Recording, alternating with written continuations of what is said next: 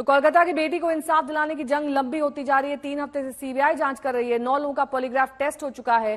Principal Ghosh के खिलाफ CBI के बाद ईडी की जांच शुरू हो गई है। दरिंदगी मामले को लेकर अब जांच से बढ़कर सियासत होने लगी है। आज एक बार फिर से प्रिंसिपल घोष से सवाल जवाब।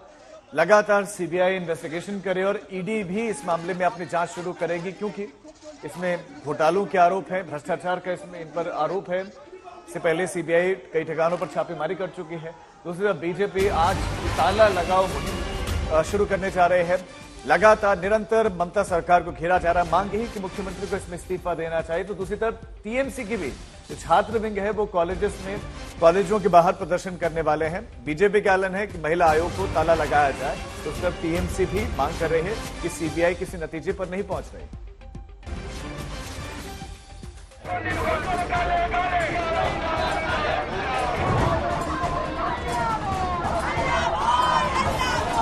हमें न्याय विचार ना मिले, हम लोग बोलते रहेंगे। कोलकाता रेपकांड में एक तरफ इंसाफ की मांग उठ रही है, डॉक्टरों से लेकर छात्र तक सड़कों पर उतर रहे हैं, लेकिन दूसरी तरफ इसी केस को लेकर सियासी वार पलटवार भी जमकर हो रहा है। आज इस मुद्दे पर एक बार फिर कोलकाता की सड़कों पर टीएमसी और बीजेपी के बीच आमना सामना होगा। दोपहर करीब 1 बजे दोनों दलों से जुड़े संगठन सड़कों पर उतरने वाले हैं।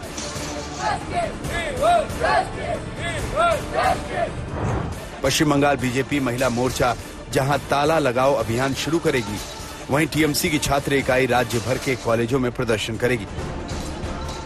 टीएमसी ये प्रदर्शन सीबीआई जांच बेनतीजा रहने को लेकर कर रही है। उधर पश्चिम बंगाल बीजेपी महिला मोर्चा राज्य महिला आयोग के दफ्तर पर ताला लगाओ चलाएगी।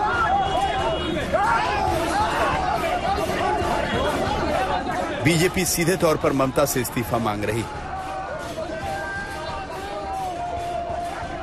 बीजेपी के कार्यकर्ता को धमकी दी। हम तो हैबिचुएटेड हैं, हम तो जूझ रहे हैं। 250 के ज्यादा हमारे कार्यकर्ता शहीद हो चुके हैं। बंगाल की आम जनता जो रास्ते पे उतरी थी 14 तारीख को, उनको भी धमकाया। इसलिए ममता बनर्जी पूरी तरीके से अपना आपा खो चुकी है, हम कह सकते हैं। और ममता बनर्जी अभी फिजिकली फिट नहीं है सीएम रहने के लिए। ममता बनर्जी को रिजाइन कर देना चाहिए। उधर टीएमसी भी हर हाल में जवाब देने के साथ विरोधियों से तल्ख अंदाज में सवाल कर रही। 16 दिन हो गए, यही तो बात है। जो इंसिडेंट हुआ था with in 24 hours Calcutta police ने एक्यूज्ड को अरेस्ट कर लिया। उसके बाद तो चला गया सीबीआई के पास। तो अभी 16 डेज हो गया है। सीबीआई क्या कर रहा है सीबीआई? ये वो लोग तो ये जो विलंब कर रहा है वो तो मौका दे रहा है भाजपा को, यहां पर एनआरकी तैयार करने के लिए मौका दे रहा है। ममता सरकार को घेरने में कांग्रेस भी पीछे नहीं। कॉलेज स्क्वायर से श्याम बाजार तक मार्च किया और आरजीकर मेडिकल कॉलेज अस्पताल की ट्रेनी डॉक्टर के लिए इंसाफ की आवाज बुलंद की।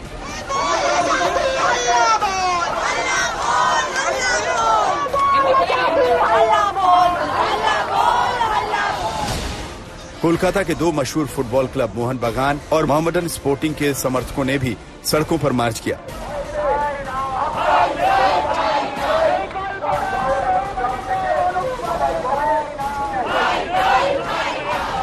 पश्चिम बंगाल के गवर्नर सीवी आनंद बोस दिल्ली में हैं। आज वो गृह मंत्री अमित शाह से मिलेंगे।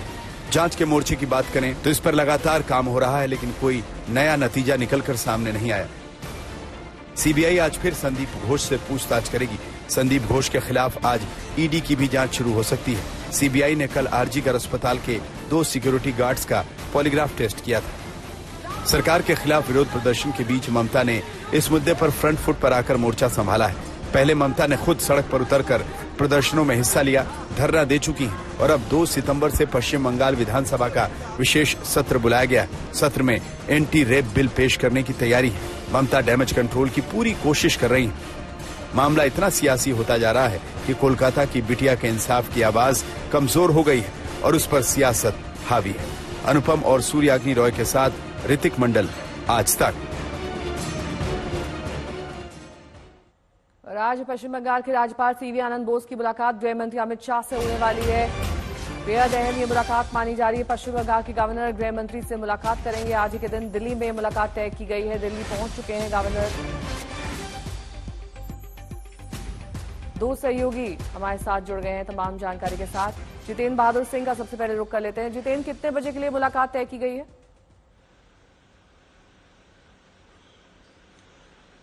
बिल्कुल नेहा, 11:30 बजे के बाद मुलाकात होनी थी और मैं इस वक्त राज्यपाल जहां पर ठहरे हुए हैं वहीं पर मौजूद हूं। आप देखिए कि उनकी गाड़ी यहां से बस चंद पलों में ही रवाना होने वाली है।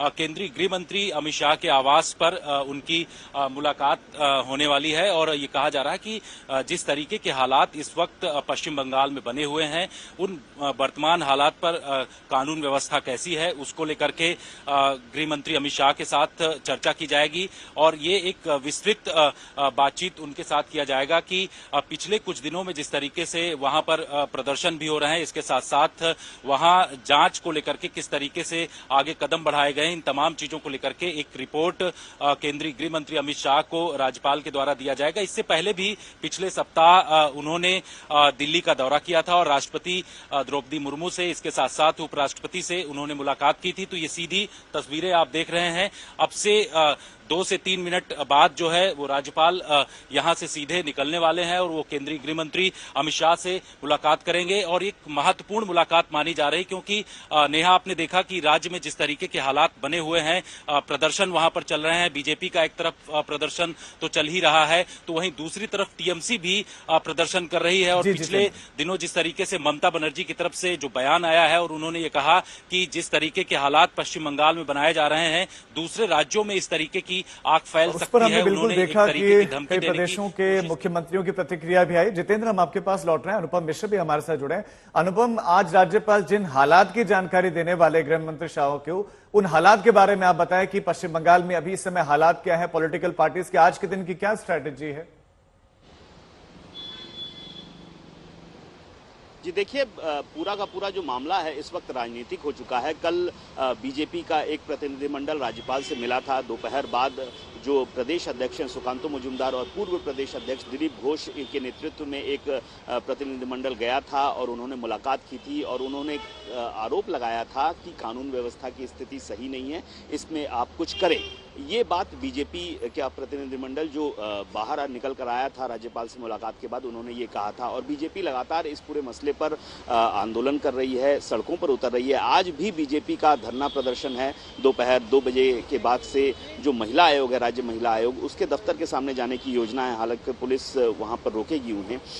वहीं तृणमूल कांग्रेस की ओर से अगर हम देखें तो उनका भी धरना प्रदर्शन आज शुरू हो रहा है। फांसी और सीबीआई जांच में क्या हुआ, क्यों इतनी देरी हो रही है, इस मांग पर तृणमूल की ओर से कॉलेजेस और विभिन्न ब्लॉक्स में धरना प्रदर्शन होना है। तो एक तरह से अगर देखा जाए तो अगर पूरा मसला अभी राजनीतिक स्तर पर बहुत ज्यादा तेज हो चुका है। राजनीतिक जो जंग है वो अभी फिलहाल बहुत ज्यादा बढ़ चुकी है और खास तौर पर बीजेपी और टीएमसी के बीच में ये राजनीतिक जंग चल रही है। हालांकि इसमें कांग्रेस और सीपीएम भी है, दोनों भी उतर रहे हैं। बहुत बहुत शुक्रिया तमाम जानकारी के लिए आपका।